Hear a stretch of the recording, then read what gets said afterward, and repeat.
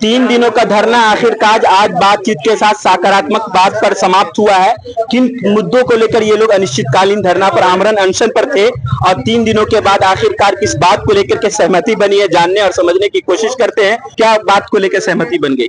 देखिए, सहमति इसमें बना है कि जो दिसंबर 2023 के जो जीआरएफ के अभ्यर्थी हैं, जो यहाँ पर एप्लीकेशन आवेदन किए थे और आवेदन उनका सही था, उस जो नोटिफिकेशन पैट 2023 का विश्वविद्यालय ने निकाला, उसके ऊपर हम लोग कई तरह से अध्ययन करके हम उन लोगों को बताए।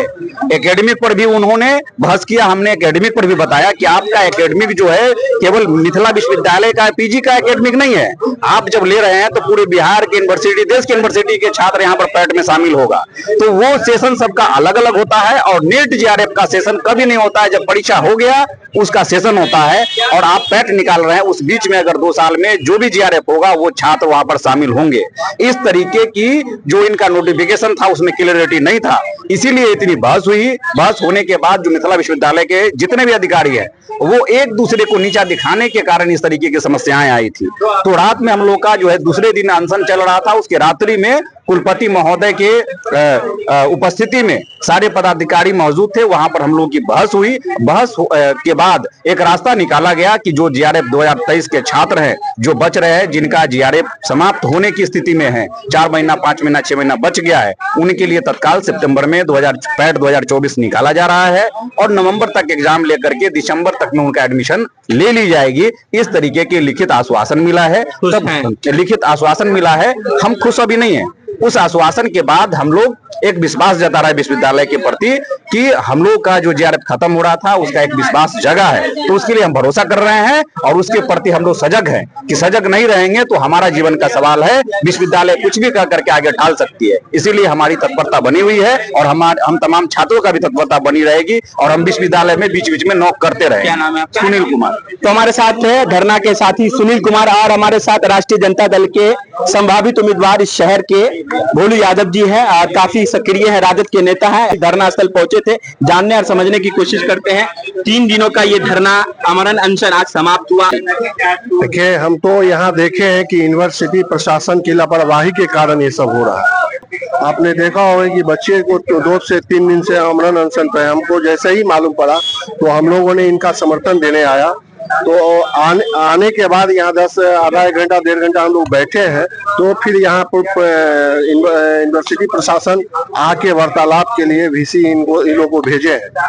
और वार्तालाप जब राजनीतिक इन्वॉल्वमेंट हुआ, गतिविधियां शुरू हुई तो विश्वविद्यालय प्रशासन जागा है, वार्तालाप हुआ है। निश्चित।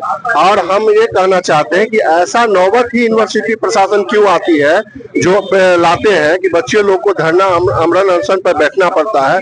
रात में मालूम पड़ा कि इन लोग का अभी जैसे ही आए तो पता चला कि एक बच्चे का तबीयत बहुत ज्यादा खराब हो गया। अगर खुदा न खास्ता कोई बड़ा घटना हो जाता तो उसकी जवाबदेही कौन लेती है? तो हम सरकार से भी या यूनिवर्सिटी प्रशासन से भी मांग करना चाहेंगे कि यूनिवर्सिटी में जितने प्रकार की लापरवाही होती है उस पर ध्यान दे के ही काम करना चाहिए। और हम लोग अपने बच्चों के बीच धरना प्रदर्शन पर उनका समर्थन देने आए, क्योंकि हमारा हिंदुस्तान का एक ढांचा का विद्यार्थी जो होता है वो रीढ़ होता है। बात से खुश है कि आपकी उपस्थिति में आमरण अनशन छात्रों का समाप्त हुआ, खुश आपके आधे घंटे के अंदर में ये सारी चीजें हो गई। हाँ, एकदम खुश तो है, लेकिन वो धरातल पर आवे। ऐसा नहीं कि अभी आश्वासन के तहत हमको रिटर्न में लिख के दिया गया है। चाह रहे हैं कि आगे भी ऐसी तरह की कोई नहीं, आगे भी नहीं, एकदम नहीं चाहते हैं। इसलिए नहीं चाहते हैं कि आप अगर सही तरीके से काम करेंगे तो ये बच्चों को आमरण धरना पर बैठने की जरूरत क्या है? आप सही तरीके से काम करेंगे, बच्चों को जायज मांग है उसका आप पूरा करेंगे, तो फिर ऐसा क्यों करेंगे बच्चे? और हम लोग इस बच्चे को भी धन्यवाद देते हैं धरना प्रदर्शन के लिए, इसके लिए इनको भी धन्यवाद देते हैं और यूनिवर्सिटी प्रशासन को भी धन्यवाद है जिन्होंने तत्परता दिखा के आज मतलब अनशन तुड़वाया और हम लोग भी उसमें उपस्थित रहे। लेकिन आइंदा ऐसा नहीं हो, इसका यूनिवर्सिटी प्रशासन ख्याल रखे। हम लोग का मांग था जो 2023 के दिसंबर में जो स्टूडेंट्स जीआरएफ नेट और पैट क्लियर किया उनका एडमिशन था, जो यूनिवर्सिटी के द्वारा नहीं लिया जा रहा था, उनका एडमिशन को लेकर का आज मांग था। तो मांग पूरी हो गई?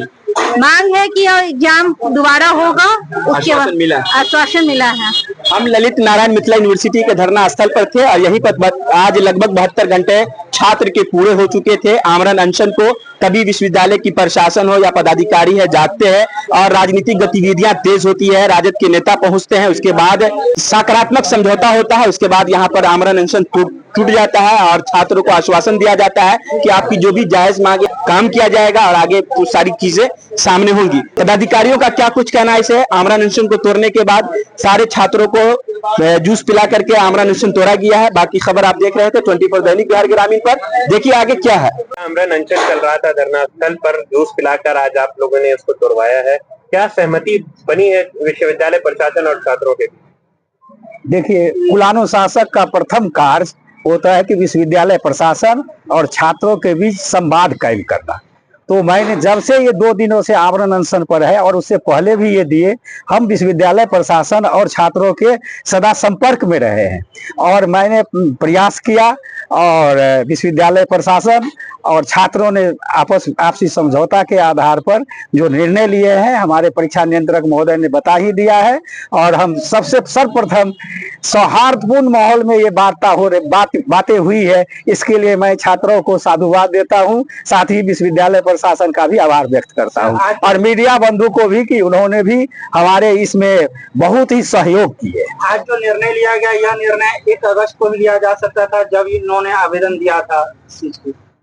देखिए, निर्णय उसी दिन से लिया ही जा रहा है। जो विधि सम्मत हुआ है, जो विश्वविद्यालय कर सकती है, वो उस पर थोड़ा सा तो ऐसा नहीं है कि एक बार में ही कोई निदान हो जाता है। आपस में वार्ता होती है, एक दूसरे को समझते हैं और इस पर निर्णय लिया गया और हम चाहते हैं कि जो आगे भी इस पर जो सहमति बनी है उस पर उस समय अनुसार तय अनुसार कार्यवाही हो। क्या लगता है सर, किसी भी छात्र को अपनी बात मनवाने के लिए ये करने का जरूरत पड़ेगा? नहीं, देखिए, ये हम मान सकते हैं कि ऐसा नहीं माने बाध्य करना चाहिए, लेकिन इसमें कोई बाध्यता की बात है नहीं। छात्र हैं, उनका भी डिमांड है।